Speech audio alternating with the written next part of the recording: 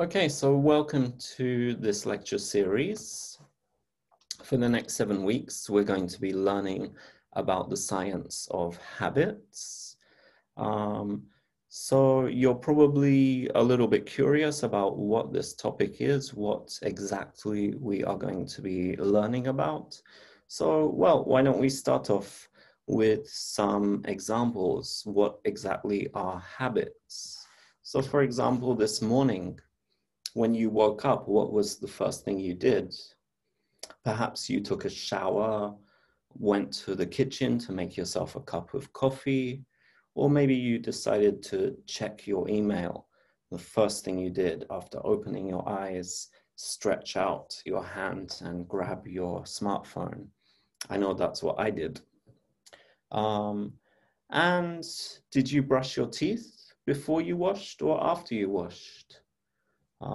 When you put your shoes on in the morning, which shoe did you put on first? Your left shoe or your right shoe? Do you always put your shoes on in the same order in the morning? And if you went out, if you got on the train, what did you do on the train? Did you read a book, look at your phone, fall asleep? Do you always do the same patterns, the same routines? And when you get home at night, are you the kind of person who's going to put on your running shoes and go for a jog around the local area? Or are you the kind of person who's going to put your feet up on the sofa, switch on the TV, and maybe grab some snacks? So these are all examples of your habits, and in this lecture series, we're going to be learning about them and learning about some recent discoveries in psychology and neuroscience about how habits work inside your brain. So more specifically, we're going to be learning about how habits work in the brain, what we can do when we want to make something into a new habit.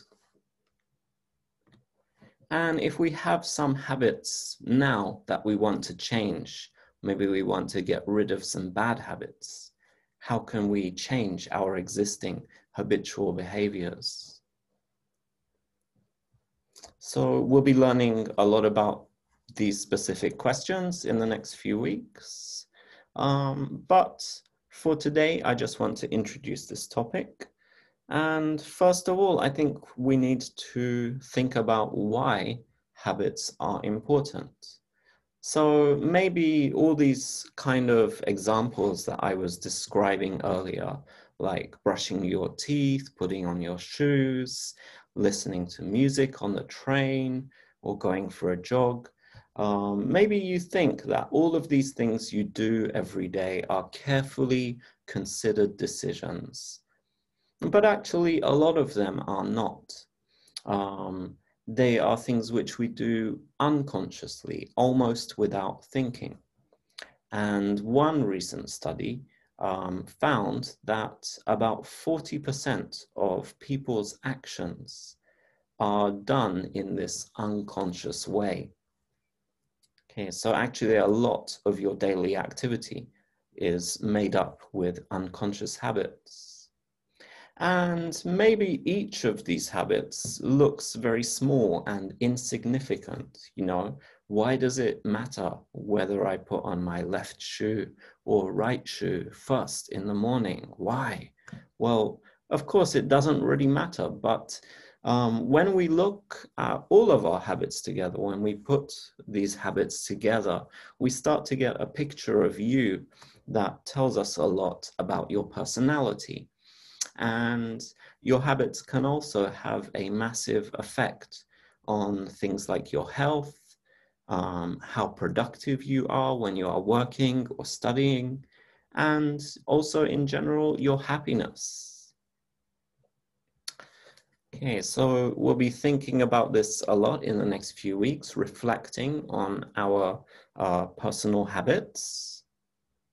For today, I'd just like to introduce one experiment that some neuroscientists did with some rats, which will give you a little illustration of how habits work inside the brain. Okay, so in this experiment, some neuroscientists used some rats. They actually put sensors into the brains of these rats, and using the sensors, they could measure their brain activity. And they also put these rats into a maze with a piece of chocolate at the end of it.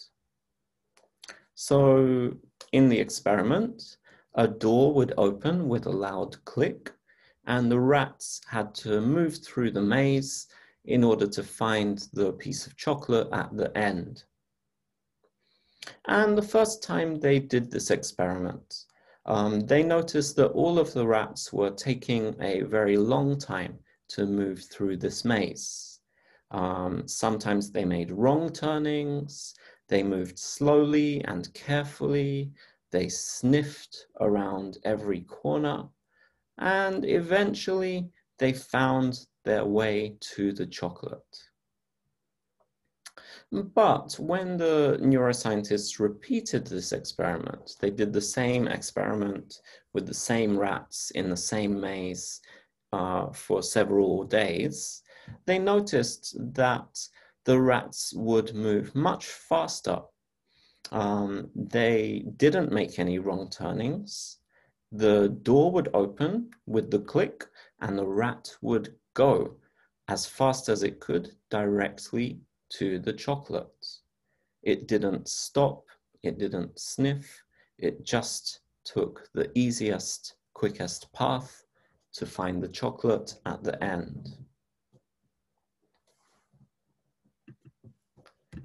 And when the neuroscientists looked at the brain activity of these rats, they found some interesting results.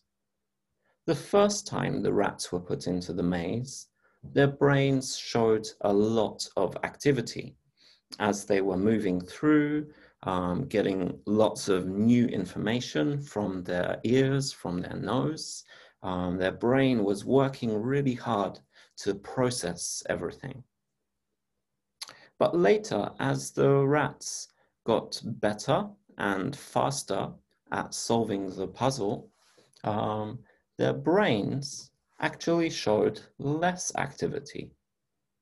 So even though they were able to go through this maze much more efficiently and solve the puzzle in a much more effective way, the rat's brain was actually not working hard at all.